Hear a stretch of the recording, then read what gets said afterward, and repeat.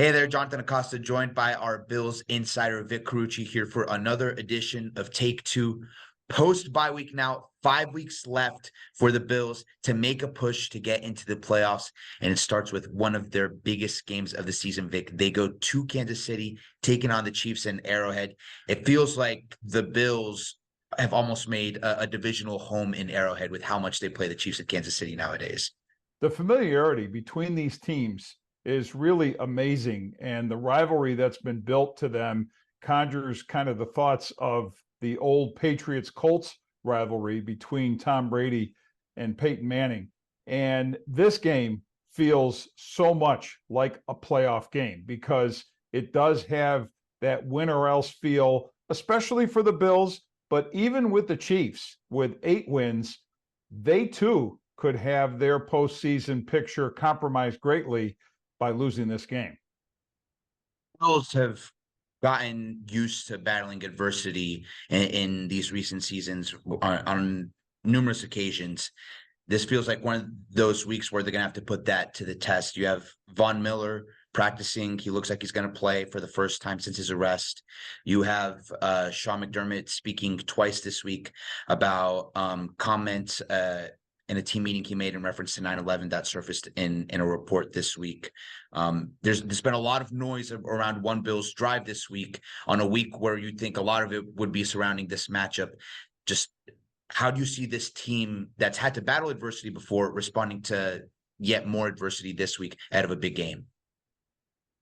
I don't think it's going to be a situation where the Bills are distracted by these off-field issues. If anything, especially the situation with Sean, I think they're going to supply a rallying point around him. And these players who are used to dealing with adversity and used to Sean McDermott leading them through that adversity, I think are going to respond favorably to this.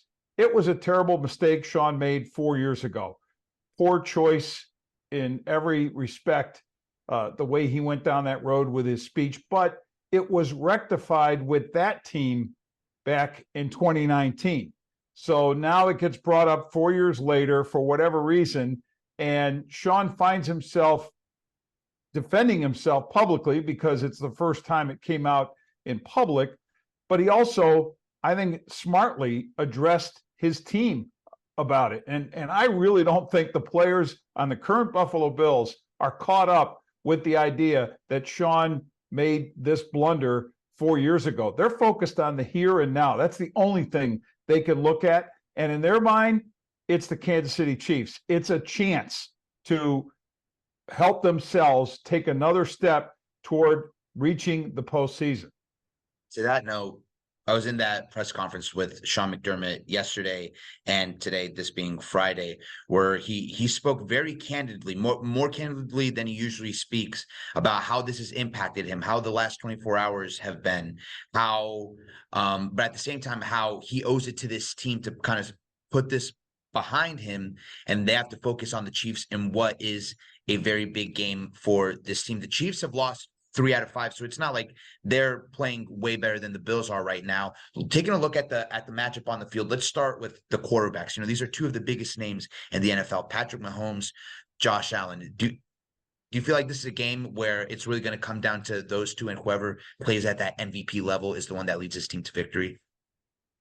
I think the NFL sees this game as such a treat, as good as any matchup they have on the entire 2023 regular season schedule. When these 2 guys are on the field, it's something special, and you know what they're both capable of doing. Now, they haven't consistently been the dynamic players this season that they've been when they've faced off before, but the capability remains, and we were reminded of that by Josh Allen the last couple of weeks for sure. And in Patrick Mahomes' case, I mean, how do you ever count him out of being that transformative, incredible quarterback that he is? And I also think there's something to the idea that the 2 of them bring out the best in each other, that when they're on the field, they want to outdo the other guy. I think that sets this up to be a really special game. The point with that Chiefs offense, though, they've kind of come back to the pack a little bit. They're 11th in scoring offense this year. Their receiving core is shaky, so they've leaned maybe a little bit more on the run game, especially Isaiah Pacheco. Isaiah Pacheco out for this game as his linebacker Drew Tranquil. Just how do those injuries impact the dynamic of this matchup?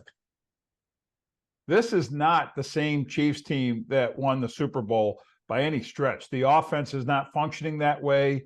And it's so strange to look at this team and see statistically the defense is ahead of the offense in key categories like scoring and total yards and so forth.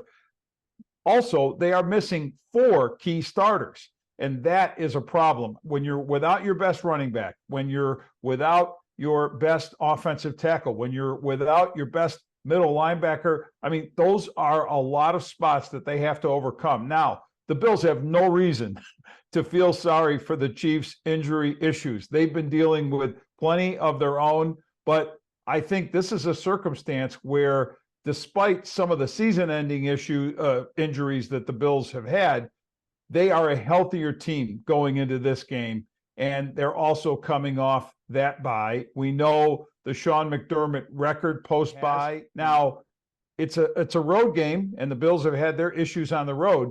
I think the biggest challenge for them to overcome is maybe any psychological barrier about winning on the road. But they also have the thought that they've won a couple of times in that stadium. So they know that that place is not like a barrier for them to have success. Austin Knox made plays in that stadium as part of Bill's victories. He looks like he might be available to go for this offense on Sunday. Listed as questionable on the Friday injury report, but Sean McDermott said that if he continues to progress, there's a good chance he plays Sunday. Just how big would that be for the Bills offense to get him back, especially maybe when you match it up with the progression that we've seen from Dalton Kincaid in his rookie season? I think this gives Joe Brady, the Bills offensive coordinator, much more to work with. He has done a masterful job of finding ways to get Dalton Kincaid involved in this offense as a tight end and as a difference maker at the tight end position, running those routes. Now, let's see what happens when you have Dawson Knox in there possibly, and the two of them really complementing each other as tight ends. I think the idea of having Kincaid run a lot of those slot position routes is fine, but he's clearly a better player in the full tight end role. So I would anticipate different kinds of formations when they go with 2 tight ends that would incorporate more of the ability of those 2 tight ends to help open each other up into the coverage. I look at the other sideline, the Chiefs defense, we kind of touched on it earlier, but they've been excellent under Steve Spagnuolo. They're top 5 in points and yards. They're truly playing like one of the elite defenses this season. They took a little bit of a step back against the Packers, and Jordan Love had a field day against them. But just overall, when you take the season as a whole, what have you seen from that Chiefs defense, and what are kind of some things that the Bills may need to focus on in this matchup? When you start with the fact that the Chiefs have allowed an average of 17.3 points a game, that's impressive. And it just tells you that they're a club that you are challenged to score against. The 27 points the Packers got was a season high. But Steve Spagnuolo, their veteran defensive coordinator, knows how to draw up different schemes and especially pressure packages that can help bring the worst out of the opposing quarterback. I anticipate he's going to have a lot of that in mind for Josh Allen because of the turnovers, because of Josh, of course, having the 16 giveaways and the 13 interceptions this season. And I think he's going to do things in terms not only of pressure, but disguising coverages to help bait or try to bait Josh Allen into mistakes. The Browns have split the last 4 games with the Chiefs in Arrowhead. If they want to take that 3-2 advantage now over 5 games, what do they have to do? What needs to go right? Maybe who's a player who needs to step up in this game for the Bills to make it happen in Kansas City? I think the obvious place to start with the Bills' best chance to win this game is number 17. Josh Allen has to have yet another game where he is throwing for 300-plus yards, multiple touchdowns with his arm and probably with his legs. His running also has to be a big part of it. The Bills' running game also has to be present to help neutralize, slow down whatever the Chiefs are doing with pressure. Defensively, the Bills just need to follow. It's not simple, but follow the template that other teams have used to frustrate the Chiefs, and that is minimize the impact of Travis Kelce as a target. Have Patrick Mahomes back there trying to buy time and get frustrated and maybe make mistakes that way, but challenge the other receivers on the Chiefs to make the plays. And so far, that really hasn't been the case. For his targets, Patrick Mahomes has more drops with his targets, 21, and that's like 2 more than any other quarterback's targets in the league. That's a stat that really stands out to me. They have yet to find any other answer other than Travis Kelce. So this is a big game for Jordan Poyer, Taylor Rapp, Terrell Bernard, in concert with each other or individually. They have got to do everything possible to limit what Kelce does in the way of receptions on those short and intermediate routes. And to that point, this is a Bills secondary. We talk about this team being as healthy as it's been all year, season-ending injuries aside. Specifically in that secondary, you're getting Taylor Rapp back. You're getting Dane Jackson back. You talk about covering these receivers. Is this a situation where maybe we see the front four, the pass rushes help the secondary out in some ways this season, but is now with the healthy secondary, can they maybe help give the pass rushers a little bit more time to get to Mahomes? I think there's every reason to think that the Bills could get some heat on Mahomes and, again, try to force him to do some things that he doesn't want to do. Now, Mahomes is a very dangerous guy when he is buying time because his receivers know how improvisational he is, and they are generally disciplined enough to break off routes and get open, find another way to be there available as a target. Still, I think the Bills can put a lot of pressure on him.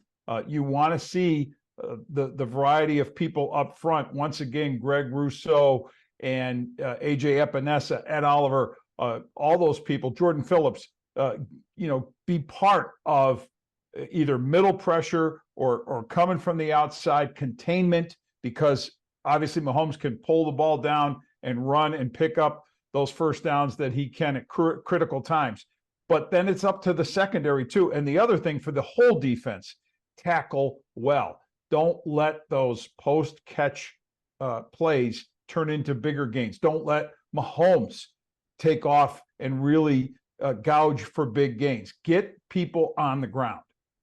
One playmaker to make note of for the Chiefs, the same way kind of that Dalton Kincaid has come along for the Bills as a rookie. Rashee Rice, early round draft pick at wide receiver. He's kind of become one of the main go-to guys for Mahomes after Travis Kelce. You'd think if the Chiefs offense is going to have a good day, Rice has to play well. Vic, obviously, I think sometimes we get caught up in, and how big is a win? Well, every win is big. But for the Bills in the situation that they're in, almost needing to win out, at the very least go 4-1 in these last 5 games, what sort of kind of launching pad could a win in Kansas City be for their hopes, for what they hope to accomplish the rest of the season?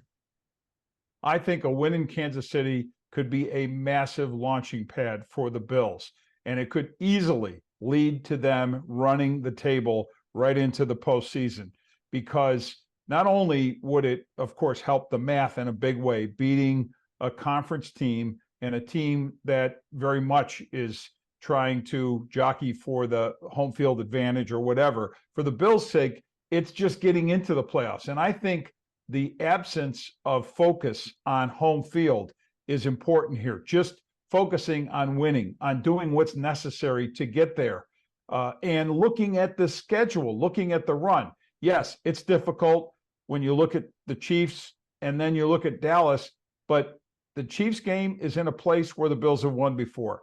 The Dallas game is in Buffalo, and that is where the Bills, of course, do their best, play their best football. And then after that, it's a stretch of very beatable teams. And I think, and of course, Miami at the end, you could put them in the quote beatable category because of what the Bills did against them in October. But who knows what that game will mean to Miami at the very end of the season, on the assumption that they might have their playoff situation all locked up. So I feel more confident probably than ever that the Bills are in a position to win at least 4 of these last 5, and Miami would have to be a very important one of those.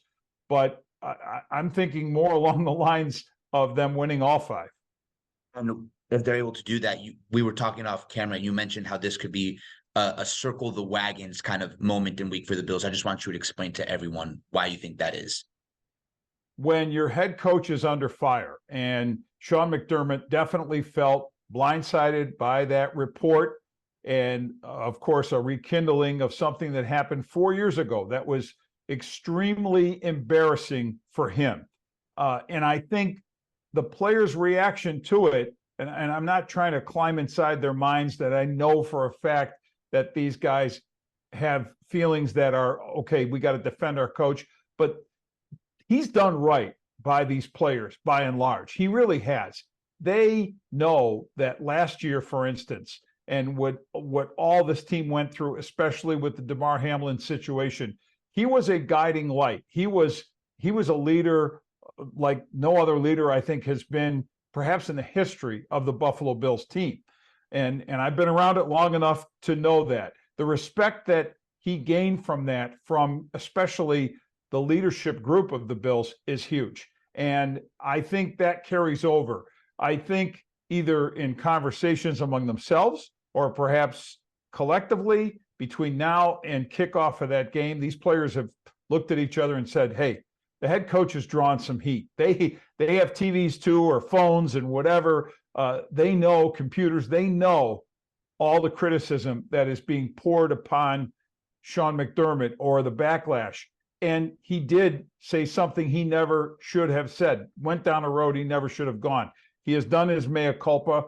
I don't think he should be crucified for that. And I don't think the players are sitting there saying, yeah, our coach is a really bad guy for doing what he did, for basically fumbling a speech 4 years ago. So I think this will stand up as more of a testament to him that they will play their best game. And I think they envision an opportunity after that game to hand a game ball to Sean McDermott.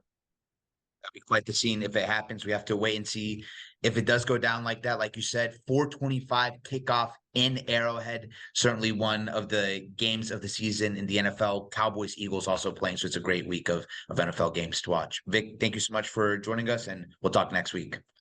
All right.